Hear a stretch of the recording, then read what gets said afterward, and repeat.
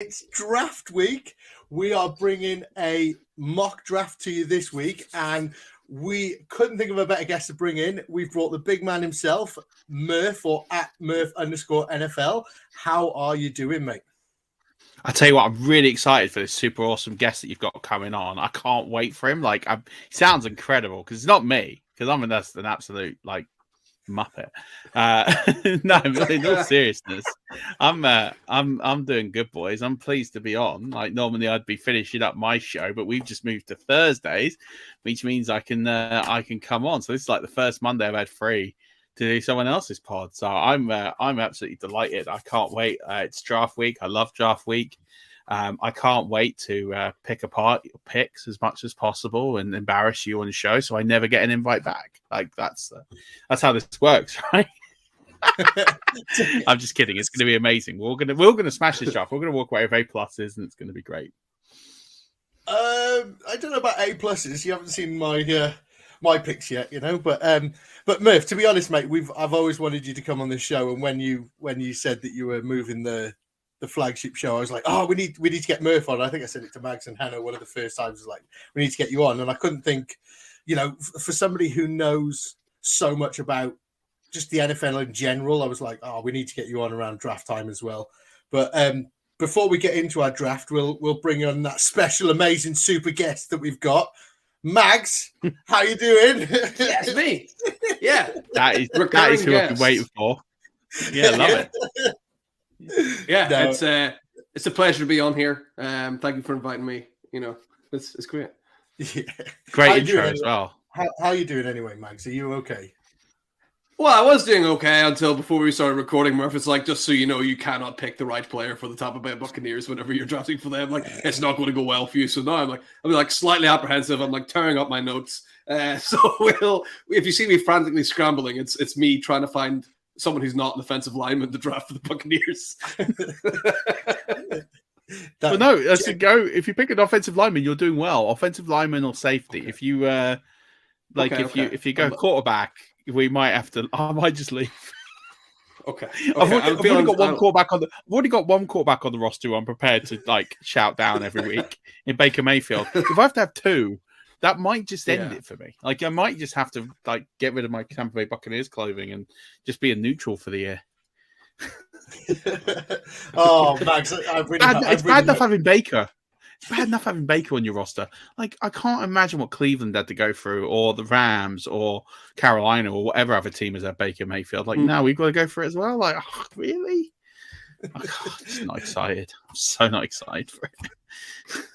So yeah, Max. So I hope you make the right pick, because we don't want any more of this. But yeah. So what we're going to do? We're going to run through. We're going to run through all 32 teams. Well, 31. There's 31 picks in the first round. We might see some trading. I've made notes of some trades that I'd like to happen for my positions, but we're going to take it in turns. And Mags, we're going to start with you with the 101 and the Carolina Panthers. Who do you think the Panthers are going to draft? Yeah, so I'm glad you worded it like that. Who do you think they're going to draft? Not who do I think they should draft. So a while ago, we sort of read that obviously whenever the Texans were 2 on the clock and the Bears sold the first pick, we were nailed in, lock it in. Bryce Young is going to be the first quarterback off the board. Then lo and behold, Carolina trade up to number 1, and all of a sudden Bryce Young isn't the first quarterback off the board for no reason at all. Now it's kind of flipped the other way around, and it's back to being Bryce Young as that guy expected to be the number 1 pick. I think that's who they will take. I don't know. I've got more reservations about Bryce Young personally than I would with a CJ Stroud, perhaps. But I do think that when it's all said and done, Bryce Young will be the first name you hear read out on draft day. So I think the Panthers will go for him. Yeah, hard to disagree. Murph, do you agree with that? I've been on the thought that they would draft CJ Stroud. I'm not really buying what's been said in the media about it. I mean, look, it could be. I think these guys are very close in eval, right? I don't think you're going to get either one wrong. I think from a scheme perspective, from a Frank Reich perspective, CJ Stroud is a better fit. I think for what he wants to achieve and what he wants to do with his offense, plus, given their strengths and what they've got in the team, CJ Stroud to me seems to be a better fit. Like that, I look at that and think that's quite a natural fit and would work nicely. I just think CJ Stroud, I'm with you, Max. I think he just has a slightly better ceiling. I think we kind of know what Young's going to be. Bryce Young's going to be fine, right? He's going to be. Let's start with this. I don't think either quarterback is a stellar quarterback option. We're not talking about these guys are going to be top 10 in the positions. These guys are that tier down, that 11 to 20, where we would expect their careers to be. And listen, they could come out and be better than that. And I'm not saying they can't, but realistically, I look at these two and think they're starter level NFL players, 100%. They're definitely better than what came out of last year's draft, but I don't see either of them being the Burrow, the Trevor Lawrence, the Justin Herberts, the Tuas, the Kyler Murrays of the world. So I think, I don't think you can go wrong with either one, but I think I would take Stroud because I think he's got the higher ceiling. Yeah, I'm inclined to agree with you. I am inclined to agree with you. But let's see where you go, Murf. I like something you said in one of our group chats the other day. So I gave you the 102 just so you can have the Texans. Where do you think this pick's going to go? Right. So where I think it goes is they'll take the quarterback that's left over, which is CJ Stroud, and I think they'll run to the podium and do that. It's not what I would do if I was the GM of the Texans. If I was the GM of the Texans, I'm taking Will Anderson Jr. like all day long. He's the best player in this draft. The reason why I think these are different scenarios, right? I don't think Carolina are that far away from competing. I think there are a few pieces, but I don't think they are a million miles away. So them taking a quarterback, trading up to one, getting a quarterback. I don't think I would have done it in this draft as a GM, but whatever, fine, I get it. The Texans are miles away. Like we're talking about, they couldn't be further away from competing if they try. Now, having a rookie quarterback under contract is a bit of a cheat code when you're competing. We've seen this the last few years. Jalen Hurts, Philadelphia Eagles get to the Super Bowl. Joe Burrow, Bengals get to the Super Bowl. Your Kansas City Chiefs, Mags, Patrick Mahomes, first Super Bowl under rookie contract. The idea is you bring in that rookie quarterback when the rest of the team is pretty much almost ready, about a year or two ready away from competing. And then the quarterback settles in, they all build together, and then all of a sudden they elevate up that year 2, year 3 of that contract to be an elite level team that compete for division titles, Super Bowls, etc. And that's the trend that we've seen in the last few years. And it all started with Russell Wilson and the Seahawks when they won their Super Bowl, right? And we've seen this trend ever since. And that's how you build a good roster. The Texans are so far away that they're never going to get the benefit of that. So even if CJ Stroud is an amazing, and the exception to this rule is an elite level quarterback falls in your lap. So you absolutely are not passing on Trevor Lawrence at the 101. You're absolutely not passing on Joe Burrow at the 101. Like you're taking these players because they're elite players who elevate your franchise. I don't think either of these quarterbacks are. So for me, you take the best player on the board. You keep building your team. In 3 years' time, the Texans, with some smart draft picks, with some smart free agency acquisitions and trades, could probably end up as a pretty decent team that could compete. And then you go and get your quarterback, and you either draft one, you trade for one, whatever it is. Yeah. So I wouldn't take CJ Stroud here because as a GM of the Texans, because I don't think it makes sense. Like you just going to, we've seen this with the Jets. The Jets keep taking quarterbacks far too early. They take quarterbacks, they overdraft them. They take this sort of range. And I think CJ Stroud is better than, Zach Wilson and Sam Darnold, but I don't think he's much better. I don't think he's like miles away from them. I think they're, I think he's a better quarterback than them prospect wise, but I don't think he's like generationally a brilliant quarterback. Yeah. So when the Jets have made these mistakes and have shown that you take a quarterback, you don't surround them with talent, they're guaranteed to fail. And they're not the only ones. There's other teams. They're just the ones that come to the front of mind because they've done it twice in recent years. So I think for me, I just think taking a rookie quarterback, unless they're in a generational talent, when your roster is not ready to compete, and I think Carolina are in a very different place, then I just think it's a mistake. So I would take Will Anderson Jr., but that's not going to happen. They will take CJ Stroud or Bryce Young because they haven't got a quarterback on roster. They've kind of tipped their hand, right? They're not going to roll with Davis Mills for another year, which I think is a mistake. Because I actually think Davis Mills is an all right quarterback. I think He'll suit the needs of what they need for right now. And then you can go and look next year and see what happens. But yeah, Will Anderson Jr. would be who I take, but it won't be. It would be CJ Young or CJ Stroud or Bryce Young, whoever falls to them. But in this case, it'd be CJ Stroud. Yeah, I think the signing of Tunsil kind of really cemented that right there. Obviously, you don't bring him in to protect Davis Mills, right? You bring him in to protect your new quarterback, I think. Yeah.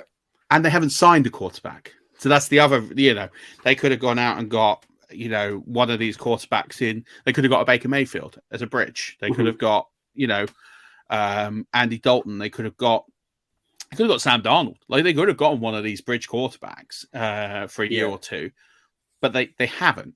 And they've decided that they're going to go quarterback. They just haven't officially announced it, but that's where they're going to go. So, yeah. Wouldn't it be the most Texans thing to just draft Anthony Richardson? That would be the most Texans thing, or like Will Levis, right? They just go and do that and just go full Texans on everyone and just. That is the rumor. That is the rumor going around. Is they're interested in Levis?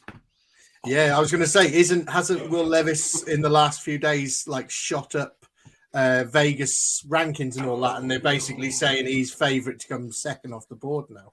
Oh my! I tell you what, if that happens, I tell you what, the Texans just are deciding they want to pick one every year for the next 5 years. Yeah, but it's right though, isn't it? If they take Will Levis and he's as bad as they think he is, next year they've got the one again, and then they'll be going. Let's take another QB, and then we'll go back to what you said, Murf, and gone. You should have just taken Will Anderson Jr. and gone. Do you know what? We built a team, and then taken a QB next year and gone. Now we've got the players around him as well. And not to make fun of your team, Paul, but this is what Arizona did. They got desperate. They took Josh Rosen, didn't work, went back in and took Kyler Murray, and yeah, it didn't work. It didn't work taking Josh Rosen. Do you mean superstar Josh Rosen that told us in a press conference that he was going to win loads of Super Bowls for us? Josh Rosen, when he did that post-draft, do you know what? I really liked Josh Rosen as a prospect. And then he did that interview, and immediately my whole perspective was this kid's going to fail because he had... I get what he was trying to do. He was trying to generate that chip on his shoulder of being, hey, look at me. I'm going to come out here and be different because he went the Aaron Rodgers route. I got passed over by all these players and everyone's going to live to regret it. Yeah. Unfortunately, he's not as good as Aaron Rodgers. So he's kind of made himself look. And the point is, he put a target on his back day one, and you're never going to come back from that unless you're generationally good. And he wasn't. Yeah. So. Yeah, but I've derailed this draft already by talking about loads of quarterbacks. So No, don't worry about it. I was just going to say he's been with the Cardinals, the Dolphins, the Bucks, the 49ers, the Falcons, the Browns, and the Vikings since he was drafted. And he was drafted. Most of those were on practice squads. Yeah, most of those were on practice squads. Like he never appeared on the Buccaneers roster. He was on the practice squad with us. But yeah, that's how bad it was. That's how bad it was. Yeah, I mean, there's talent there, but that's not everything in this league. You got to have a lot up here, and he just didn't have the temperament. I think not the book smarts, but the temperament to succeed. So to get this draft back on track, I give myself the Cardinals because why wouldn't I? Yeah. And there's lots of speculation about us trading out this pick, and I know a lot of Cardinal fans are saying, we should trade back. And a lot of them are saying we're going to trade with the Colts. Now, I think if we could get something out of the Colts, the Colts are not stupid. They're not going to sit there and go, you're just trying to build up the price just so we'll take a QB. The Cardinals are not going to take a QB in this draft. They know they're not going to. The Colts want the QB. So I don't think the Colts will trade with us. So in my honest opinion, I think the smartest thing to do is to take Will Anderson Jr. And as you just said, Murf, he is the best player in this draft, and he's a talent that we need in our team. So I won't say much more because we're going to play catch up a little bit. So Max, we'll go to you with the fourth pick. Where are you going with that one? I think this one's a slam dunk. I think this will happen. Just based on who's running the show now at the Colts, the kind of offense that he wants to run. I think the Colts at 4 take Anthony Richardson that high.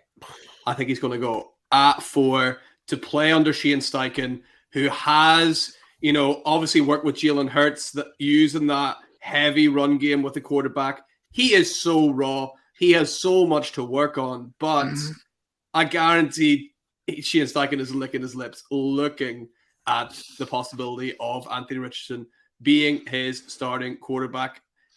And they could just give him the Justin Fields treatment as well, where you slowly, introduce the playbook, get him to do simple things like nothing too fancy, but use his legs a lot to try and win. I think Anthony Richardson under Shane Steichen, that's maybe the best chance that he has to succeed in the NFL, barring, some ridiculously good landing spot where he gets to sit beside behind somebody and learn and hypothetically learns for a year. I think if he's going to start day one, the best chance he has is at the Colts and Shane Steichen. Murf, you're not happy, Murf. I'm a Florida Gator, right? I watched every game that Anthony Richardson has played, and let me tell you here, he's not good enough to play in the NFL. I'm just going to say this out loud. He's not good enough to play in the NFL. He is not a good quarterback. He is an athletic freak who everyone thinks they can mold into this amazing quarterback. The guy finished college playing 15 odd games. He got a 57% completion rate. Like, he does that in the NFL. He's not going to be playing many games in the NFL. And the comp to Fields is absolutely spot on, because Fields is barely good enough to play in the NFL. Everyone talks about Justin Fields as this absolutely unbelievable quarterback. He's 5-20. He's an NFL starter. Like, they finished with the one pick. Like, it's not like if that's where we're setting the bar for success here, it couldn't get any lower. Like, we're going to finish last. Okay, fine. Like, that is in Anthony Richardson's range of outcomes. He can finish last in the NFL as a starter because someone has to.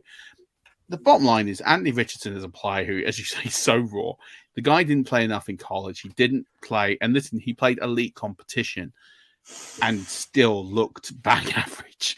Like, he just is an athletic freak who can do.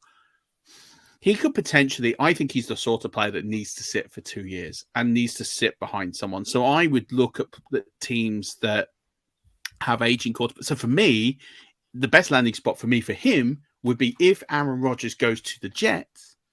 That would be the landing spot I would have him, because I think 2 years under, and not that Aaron Rodgers would give him any form of coaching, but in the theory that Aaron Rodgers is like, well, you can play until you retire and this guy's going to take over. Because Aaron Rodgers is realistically going to play, 2 years, maybe 3 at a push. I think that's the spot. And I think that, because I'm not worried about what he can do with his legs and making plays with his legs. I'm worried about what he does with his arm. And if he could sit and learn from Aaron Rodgers for 2 years, I think he'll become a player that could last in the NFL. But he needs that kind of mentoring, coaching, and developing. I don't think starting him day one is a good idea. So I think realistically, the Colts probably trade out of this pick because that's what Chris Ballard does. He typically tends to trade. I think they'll find someone desperate enough to take Anthony Richardson, and I think they'll take them for a song and move back to later on in the first round, which I don't think is a good move for the Colts because I think they need to take an elite player. But I don't think Anthony Richardson's the answer. But because I think I'd rather just rock up with Gardner Minshew for the year. But you're not going to learn behind Gardner Minshew. But I'd play Gardner Minshew. No. If I was the Colts, I'd play Gardner Minshew for the year. Gardner Minshew's a decent quarterback. He's good enough to start in the NFL. I'd play Gardner Minshew for the year. I would take a player in the trenches, build the team up, and then go again. And do you see any possibility? Do you see any possibility of Richardson getting Malik Willis here? Like, is he going? Any chance he slips out of the first round and keeps dropping and dropping? Do you see that happening at all? No, he tested too high. Someone's going to pay the premium for him.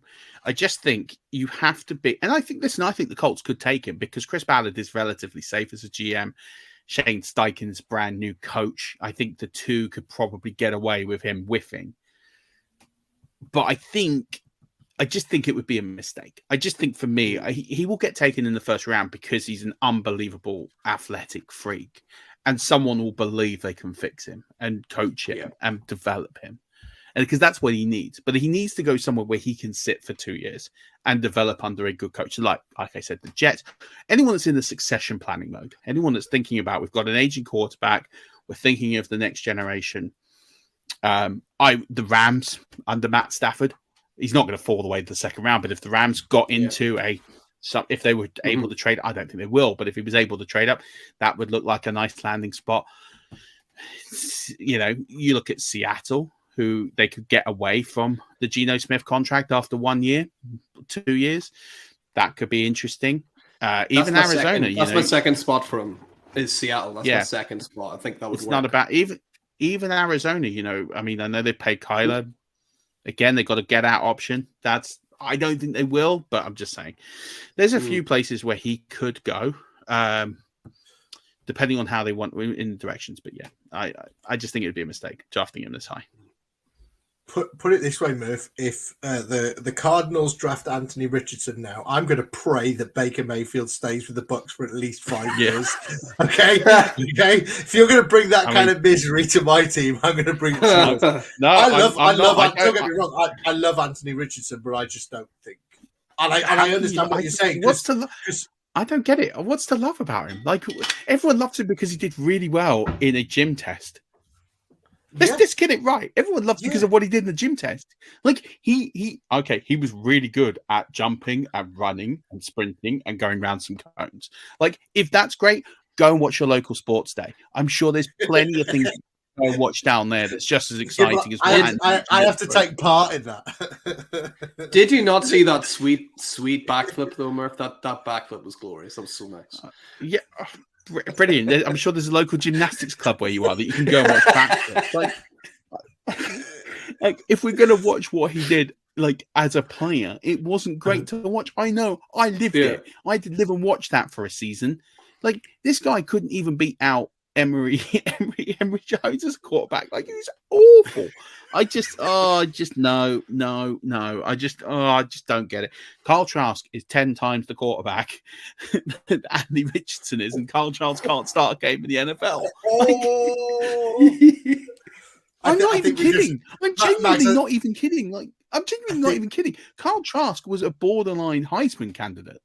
Like, his last season at Florida was incredible. And yet he went on the pick 64 and Anthony Richardson, because he did well in his underwear, we're talking about as a top 5 pick. It's honestly, it's mind-boggling how much people weigh in on the combine and go, that's the measure of success. He's an athletic freak because he can run around some. I know it's more to it than that. I'm taking a slight joke here. Don't at me. I love it. I love it. You're either going to be loved for this or absolutely pulled apart. Listen, I'm prepared for this tape to come out in 2 years' time and prepared to either eat it or do victory laps around it, because there is nowhere for me to hide. We'll clip it up. Don't worry. We'll clip it up. Oh, you can. And it's going to be played on Twitter for years. Yeah, and it's not going to be anywhere in between, right? It's either going to be a slam dunk success or he's going to flea him out real bad. I don't see him being anywhere in between. I see him being Johnny Football bad. Like, that's how bad I think this pick is going to be. Like, I'm drawing it at that level. Houses in the pools.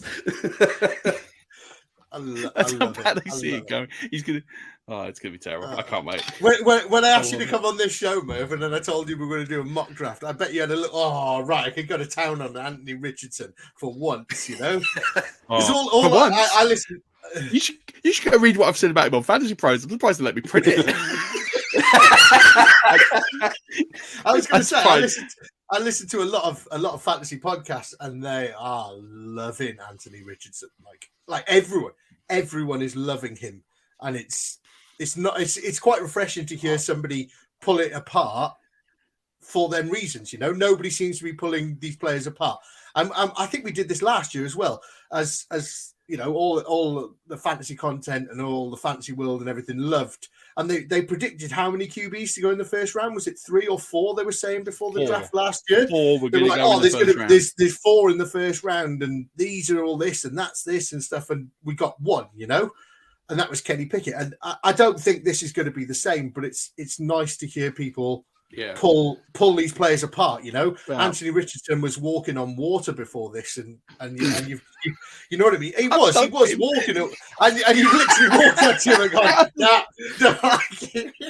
get under in your pants, get under. You're not kidding anyone in here. No, listen, as a fantasy quarterback. But here's the difference, right? People don't understand that bad quarterbacks are good fantasy assets. Jameis Winston's not a good quarterback. He was an outstanding fantasy quarterback. Like at the end of the day, and that can happen. Like you can have bad quarterbacks be great for fantasy, and that's what people want. People want to see the show, the theatrics of what Anthony Richardson might do. It's the same reason why people got overexcited about Trey Lance. Again, he was another player I was never that high on. Like I always said I would have had Matt Wilson at 3. I actually had Trey Lance 5th on my list of quarterbacks that year. I actually had Davis Mills above. I had David. No kidding. I genuinely had Davis Mills. I did Davis Mills above Trey Lance, and people looked at me like I was an idiot. Like, who's this kid? And I was like, I don't know what to say. And I know Trey Lance has been incredibly unlucky with injuries, and you know he has been. He's been incredibly unlucky with injuries, but it doesn't look like.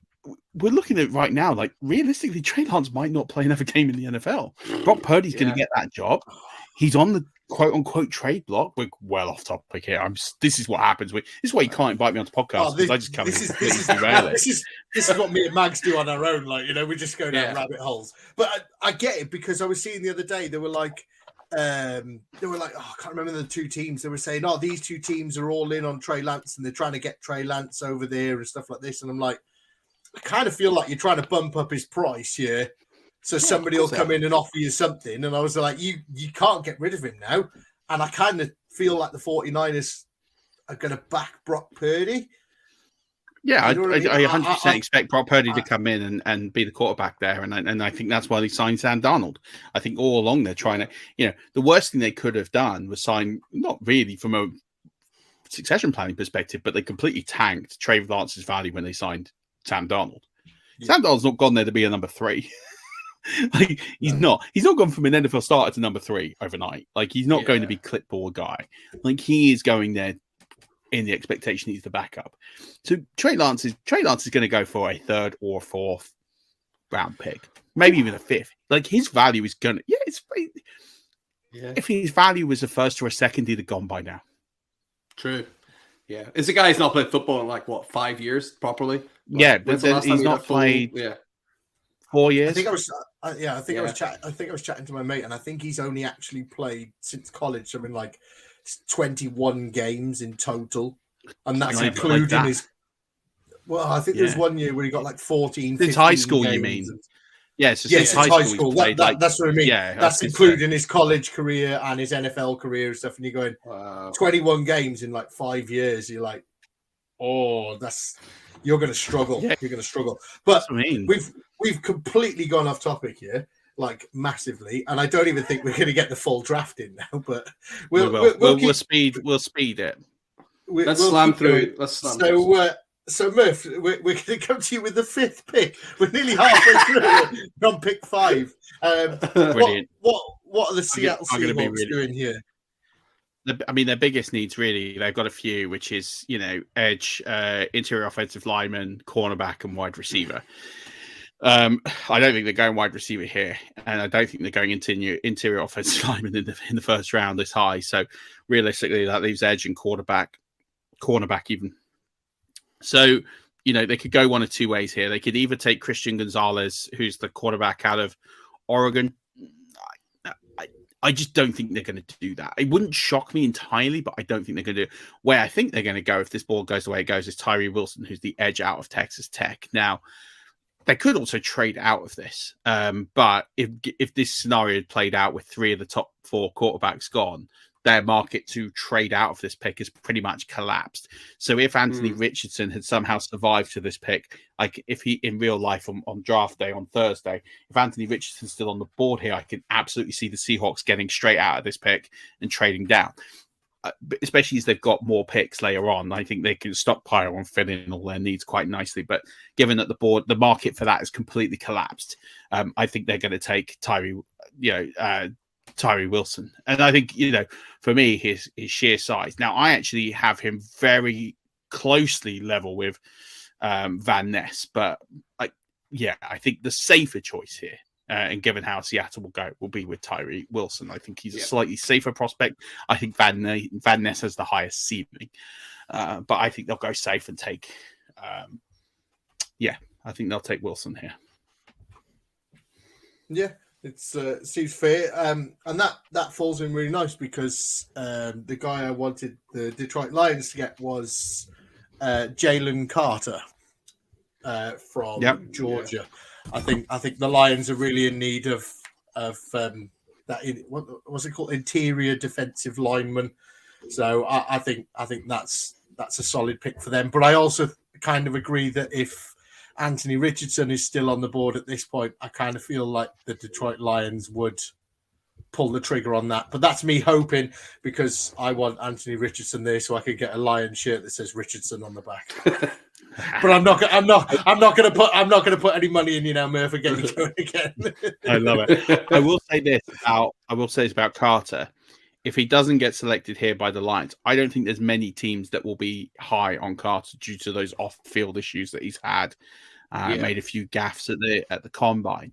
I would say for me that if he doesn't get taken here, he's one that I can see dropping all the way back to the 20s. Like, I think the teams after him are not likely. Because I think Dan Campbell's that sort of character that he believes in, that reformer attitude of, right, time to grow up now. I'm giving you your chance, and he'll buy into that. I think there are GMs and coaches well after the Lions here that won't be quite so good. So I think if Carter doesn't go here, don't be surprised if you see him fall well down the board. Fair enough. Mags, with the 7th pick, Las Vegas. I mean, they need about 4 first-round picks. Like there's a lot of holes that they need to fill. The defense was so bad. I mean, you could talk about like loading up an offense. They probably do need a quarterback, but actually, kind of what we talked about earlier, Jimmy Garoppolo is like your kind of, we talked about with Davis Mills. Just stick with him. Just stick with Jimmy G. You're nowhere near ready to win at the minute. So for me, it comes down to like two ways here. Do you grab a cornerback to help reduce this heavy scoring that you're conceding every single week, or do you add somebody else to that pass rush that you've got that people are afraid of? People are only afraid of Max Crosby at the minute. So actually, I'd love to see somebody like Nolan Smith go to the Raiders. I think just adding an extra little bit of threat there alongside Max Crosby could give them a little bit more bite, a little bit more edge to their game, and make teams a little bit afraid. So it's Christian Gonzalez or Nolan Smith for me. I think because of the way they tested, they might fall in love with Nolan Smith. So I'd put him on the Raiders. Nolan Smith. Sorry, I'm just making notes of who I've got it. I've got it on my iPad. You don't need to. You're oh, are you? Sorry. Right. Well, we'll go back to Murf then. With Atlanta. What kind of miracle are you going to work for Atlanta here? So I think they probably would have their eye on Nolan Smith. Now, I actually am a bit lower on Nolan Smith than other analysts out there. I would have him on the next tier down. I've kind of already tipped who I would have here. I think the Falcons need to go edge here. You're talking about a team here that ranked dead last in sacks per dropback, 3.5%, and pressure rate, which is around 20%. So for me, I would take Lucas Van Ness out of Iowa. I just think when you're at this stage of the draft, you've seen a couple of edges go. I want to shoot for the moon. I think Lucas Van Ness is the next. For me, I look at ceiling outside of Will Anderson Jr., who for me is just a slam dunk. I could almost put him in the Hall of Fame. I think he's going to be that good. The next player down, who I think has got the potential to be an absolute game-changing edge, is Van Ness is raw. But then I don't think the Falcons are winning this year. So I think, for me, going to somewhere like the Falcons, where I don't think they're going to win the division title this year, I don't think they're going to compete in the playoffs. I think you can get a lot of experience playing, get rid of those rookie mistakes, just really work on technique, good coaching. They got good coaches there in Atlanta. They're starting to get things right there. I think it could be a really nice landing spot for him. So I as much as a Buccaneers fan, I wouldn't like to see them get a high value player. I think Van Ness is the guy I would take here. But I think on draft night, if Nolan Smith was on the board, that's who they would take. Yeah, completely agree. So I actually looked at the Bears trading out of this pick, but the guy that I wanted to fall for the Bears is still there. And somebody's going to have to help me with the name here because I'm probably going to say it wrong. But it's, is it Kalijah Cansey? Is that how you say it? Or Cansey? Can interior. Kalijah Kans? Kans. Is it? That's Kans? him. Yeah. That's him. I think the Bears would be looking to take him. I think that's a position they need to work on, and he's up there with one of the best at that position here. So I think the Bears would go for him. Yeah, but, I like it. Yeah. So that takes us then to the Eagles and Mags. Right. Okay. So there's one player that everybody keeps mocking to the Eagles at this pick, and I would hate it if they took him. I would be so annoyed if they said those two words, Bijan Robinson. That would slightly terrify me with that Eagles offense. I don't think they're going to. I just think they've got too many other priorities to look at. I think safety for me is somewhere that they might want to go look at. I think they've got quite an aging defensive line as well that they probably want to address at some stage. Also, I think they lost both of their starting linebackers this year. So they've got holes to fill. They don't have a hole to fill at running back that they need to address in the first round, in my opinion anyway. So looking at the people that we've still got on the board here, they could also look at cornerback too, because obviously they've got contracts coming up that they might not be able to fulfill at cornerback. A guy that's standing out to me that's still on the board here is actually Brian Branch. I think he might be the best safety in the class. He would fit quite nicely at the Philadelphia Eagles, and another weapon on defense to terrify people, which, I hate as well. I don't like the Eagles have a pick this high. I think if Brian Branch is there, that's the guy they'll go with, though. I think that's a great pick. Go on, Murf. Go on. No, I was going to say, I think that's a great pick. I think as you say, it's a big need for them. I especially with the run on edges that has happened. I think really, realistically, they would have hated to see that. The only edge there that they can consider taking is Myles Murphy, which I think is, I don't know if that's necessarily the right value range that you're looking at. They could go interior offensive line. I don't think you're doing that at 10. I think you're waiting later on down the line. So, yeah, as you say, I think Branch makes the way that the board has fallen makes absolutely the most sense. I think if there's less of a run at edge, I could see them going that direction. If a Van Ness is on the board here, if a Smith's on the board still, I could see them going that way.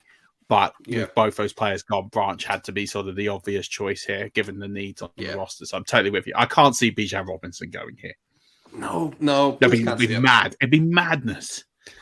Yeah. So the other thing I was going to say is I've seen a lot of things that are saying that the Eagles need a wide receiver as well, and I was like, again, I don't think they're going to touch a wide receiver or a running back in the first round. I think if anything, at this pick, depending on how the board's gone, like you said, Murph, with all the edges off, I think they possibly look at trading that pick away and sort of seeing what people are out there and what people are looking for. I don't see the value in trading here. I don't see who's trading up here. I think we're in the range of the draft now where the elite players are going. I don't think, unless you're the only somebody's got moving one on the if one's still got somebody on the board that they're like, oh, I fancy that one.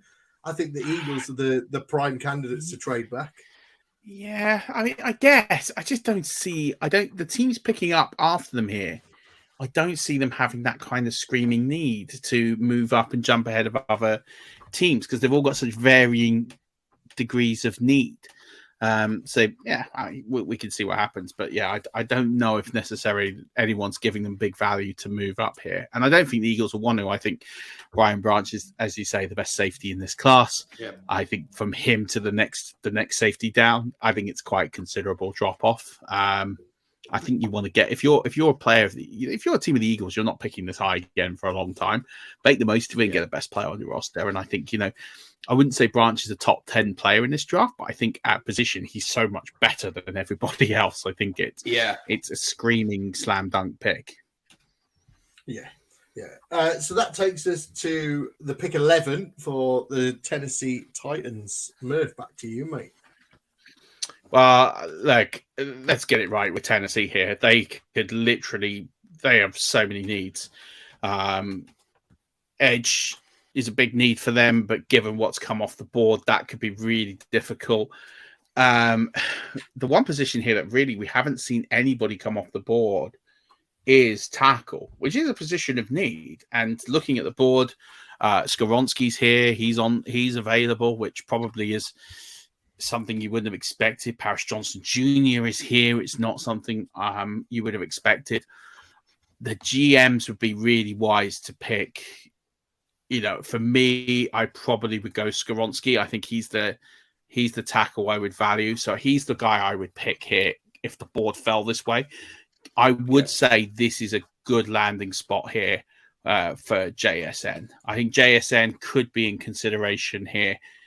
There's lots of people tipping Tennessee to go quarterback here. I don't think they're reaching to take Will Levis here. I think they'll be quite happy to just...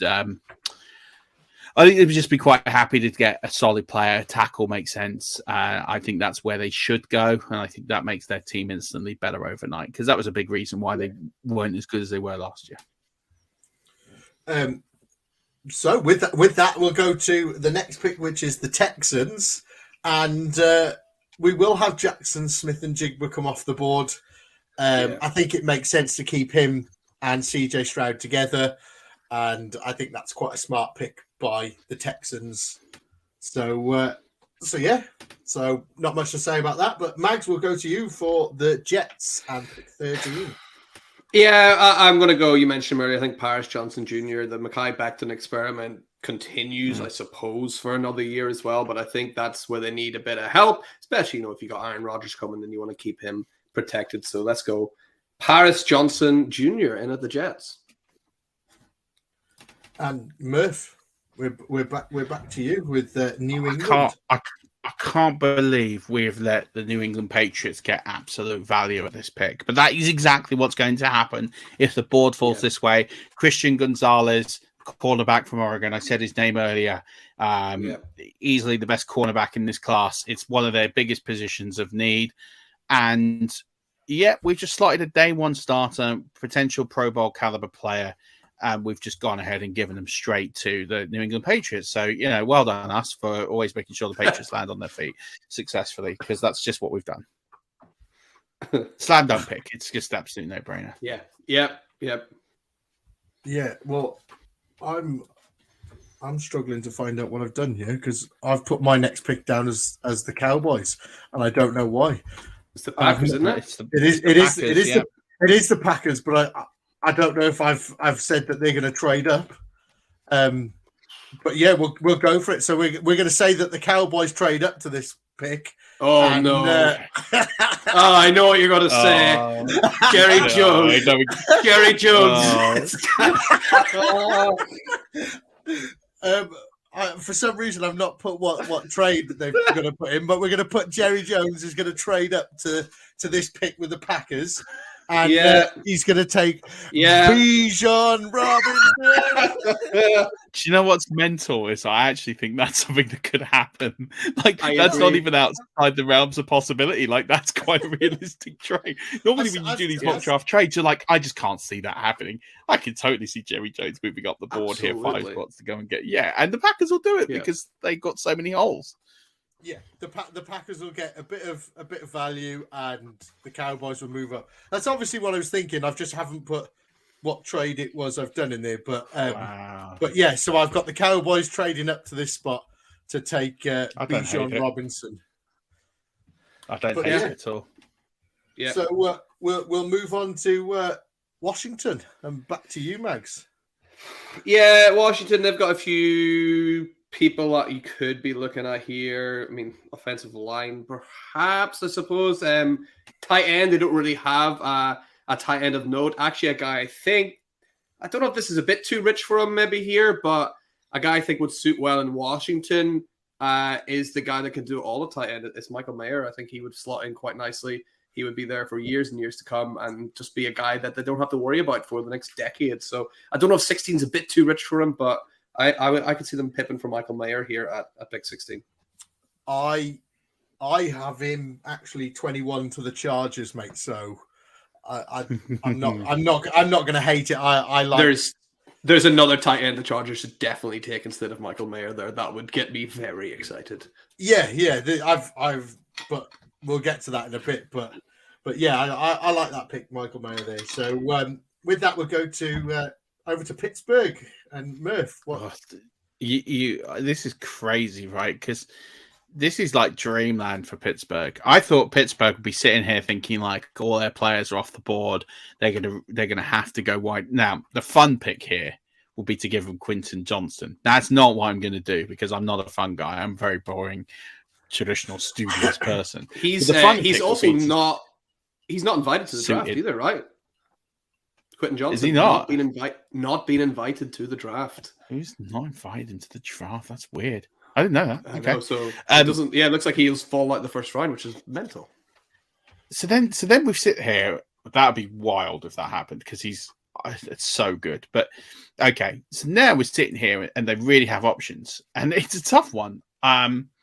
I'm probably going to go ahead and just go on positional value. I'm going to give him Darnell Wright, the tackle out of Tennessee.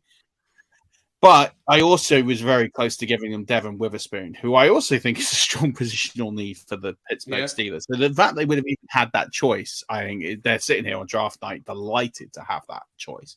I think they'll go one or the other, depending on. I think Wright probably goes before. I think he slipped down on this particular draft. So I think Wright for them is good value here at 17. They'll be delighted to pick him up. Yeah, I think that's a great pick. And over to Detroit, where I missed it, but I'm pretty sure Miles Murphy has come off the board, hasn't he? No, has he not? He's still there. Oh, so I'm well. That's it done then. So I heard somebody mention him earlier. I wasn't sure if they took him off. No, the board. I talked about him as like edges left over, but yeah. Yeah, so I think the Detroit Lions leave this first round with Jalen Carter and Miles Murphy as their 2 first-round picks. And I think they'd be very happy and very, very glad with that. So I'm going to say Miles Murphy edge to the Detroit Lions, which then brings us to the most exciting moment of the night. And that's pick 19. And I messed this up, Mags. Don't mess this up. So that's Will Levis to the Tampa Bay Buccaneers. Yeah? So, in an even further plot twist, if we're don't trade out of it. Don't be that guy. No, better than that. The record of all the picks I've been keeping, my whole iPad has just crashed, so I've lost like everything. So now I'm under even more pressure to not pick the guy that I kind of had lined up, but someone who I'm like just going to have to, kind of pluck out of midair. I did think beforehand that they were going to go offensive line, just based on the need that they have. Mm-hmm. But it's not necessarily like the greatest offensive line class in the world. Is pretty good, but maybe there are some better picks elsewhere. We've already had Paris Johnson come off the board. He was a guy I was thinking about. There are people. Have we had Darnell Wright come off the board yet? He's an interesting. Has he come off the board as well? Yeah, he went to the Steelers. The only other guy I had was Anton Harris, and then was like a third kind of guy I was thinking about. Broderick Jones. Broderick Jones, yeah. Man, I just wish that my whole file hadn't crashed because I had a whole thing lined up. So it's slightly unfortunate. But I would go offensive line. Murph, do you think, would you be disappointed if you come out of it with an offensive lineman as a Bucs fan? That I would say if Brian Branch was off the board, then I would say that offensive line is easily the biggest need on this team. And I think if Broderick Jones was still here, Broderick Jones would be the guy I would take. I think character-wise, personality-wise, I think he's a good fit. He can play right tackle. So he can come in, play right tackle. Worth is going to play left tackle. So easier position to get under control. I think Broderick Jones is a great character. Like as a guy, I think you can't miss with the character. I don't think he's the best offensive tackle in this draft, but I don't think you need to draft the best offensive tackle if they're going to play right tackle. He's not going to come in and have to play left tackle. So I think he's more than good enough to be selected here, and I think he's more than good enough to play right tackle for the Tampa Bay Buccaneers. So I'd be quite happy with Broderick Jones if the pick was here. If Branch was on the board, I'd be quite happy with that pick. I don't think I'd be too happy with almost any. I think those or another offensive tackle if it's not Jones. I think outside of that, I don't think I'd be pretty. Whatever other position we would take, I don't want to see a running back. I don't want to see a quarterback. I don't really want to see. If we trade Devin White and you want to go linebacker, fine. I don't think it's great value. I don't think this is a great linebacker class. Hence why we're 19 picks in and we haven't picked one. Yeah, Broderick Jones to me would probably make the most sense given the way the board's fallen. Yeah. Love it. Love it. And Murph, we'll go over to you to Seattle. I didn't have this pick. I can pick. Oh, I do have this pick. Sorry. Okay, so this board has gone pretty. Well, it's not too bad for Seattle. It's not gone quite the way they would have hoped, but we have given them a quality position already. So let's go ahead and give them a cornerback. So I'm probably going to go ahead and select Joey Porter Jr. out of Penn State. So I think this is a great, I think this is a great draft for them. If they walk away with Tyree Wilson and Joey Porter Jr., then I think they're laughing. Guy's going to be great in coverage, especially press coverage. Yeah, I just think this is like dreamland for Seattle. You might as well give me the job as the GM of the Seattle Seahawks moving forward, because I don't think they could do any better than this. I'm just saying. I think it's like this will get me hired as any GM in the league. I think this draft A+. Don't even need to worry about the remaining rounds. They could all stink. I'd still get an A. and you've earned it, mate. I'll give you that. You've earned it. It's just the way the chips fall. Yeah, so I'm back on the clock with the LA Chargers, and like I said, I had Michael Mayer as the tight end going to the Chargers, but I am going to take the person who I think is the better tight end, but I didn't think he'd fall to me, which is Dalton Kincaid. I love that so much, and I think he'll be a great fit in. Honestly, Max, I had him too there, but I just didn't think. I thought maybe another team would come in earlier for him. But yeah, I've got Dalton Kincaid going to the Chargers at 21. Yep. Love that pick. And then we're going to go to the Baltimore Ravens at 22, Mags. Yeah, I mean, why break a habit that doesn't die? The Ravens are probably going to select a receiver here and probably going to ruin their career. So let's think about which one it's going to be. Could be Quentin Johnson, could be Jordan Addison for what the Ravens want to do. Hey, Quentin Johnson seems to fit. I know he hasn't been invited to the draft, but actually, I think Quentin Johnson and the Ravens, him on one side, you got OBJ. I think that could maybe work quite well. So let's lock in Quentin Johnson for the Ravens. Love it. Weirdly, I actually really like that. Murph, we're back to you then with the Minnesota Vikings. So this is a really tough one because I didn't think it'd be in this position, but it looks like I'm going to have to select Deonte Banks, the cornerback out of Maryland. And this is just purely because I don't know what's going on there in Minnesota, but they released 5 cornerbacks this offseason. Yeah. They don't have any. They got Byron Murphy Jr.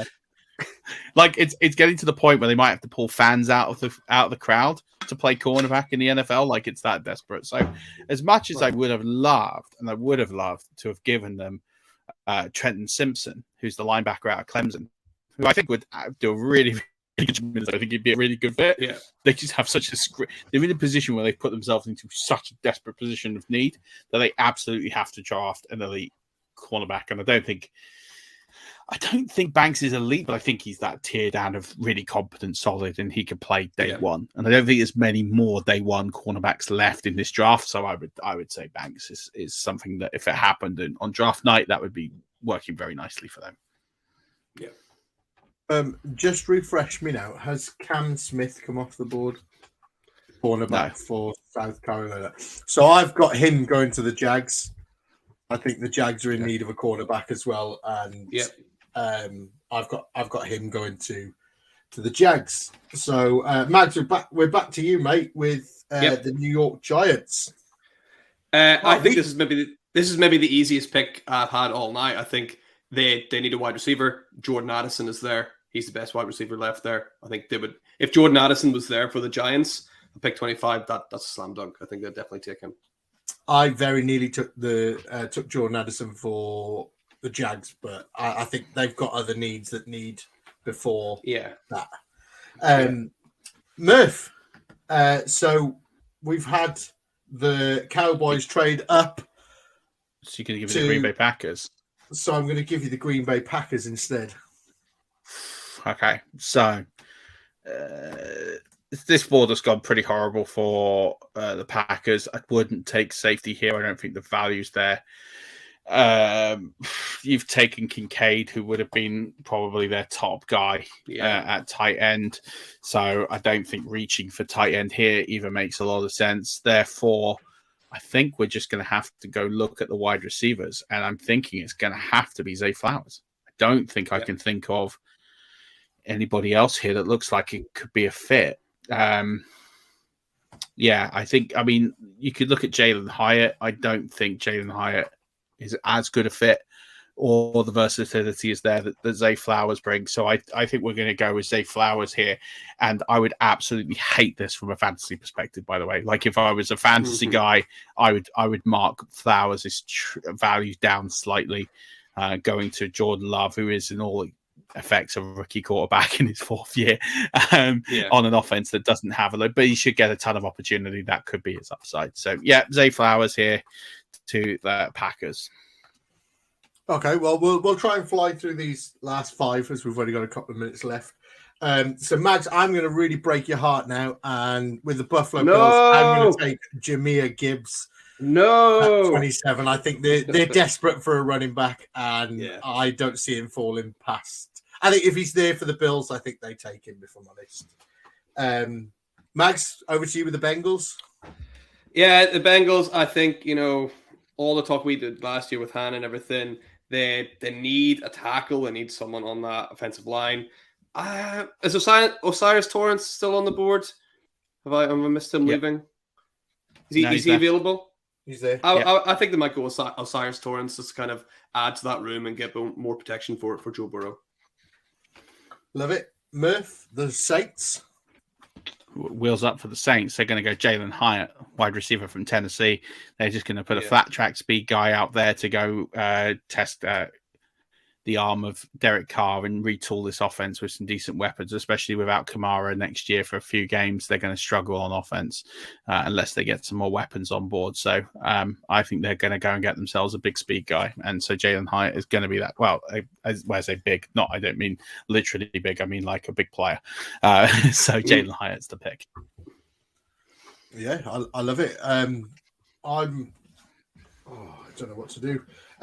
So with the Eagles, I'm going to say that they take Emmanuel Forbes from Mississippi. I think they sneak him at the back end of the draft.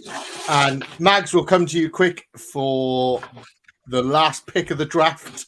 And it's your team, the Kansas City Chiefs.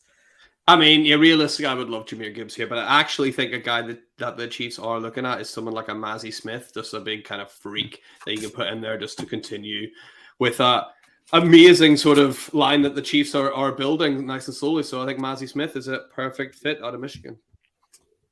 I love it. But that brings us to the end of our mock draft. I was quite surprised that I believe only 3 QBs went. Will Levis has dropped out. No, I'm not. And we saw 5 wide receivers off the board as well, which I was quite surprised that I didn't think I'd see that many, but they all make sense. But before we go, Murf, anything you'd like to plug before we go quickly? I mean, I'm really proud of us of not drafting Will Levis, guys. Like, I don't think I've been prouder of any work that we've done in quite a long time. So, we should all go to bed feeling really good about ourselves for resisting that temptation to draft Will Levis as a first-round quarterback when he's really a third-round graded player. So, well done, us. As for what we should plug, what should I plug? You can catch up on the flagship show Thursday. Is now our new date, so you can catch up on all the work there. Our Stocks is coming back, so it'll be me and Stocks flying high. We've got Pat Fitzmaurice this week on Thursday, dropping some knowledge on some rookies, so that'll be exciting as we go into draft night, full of hope.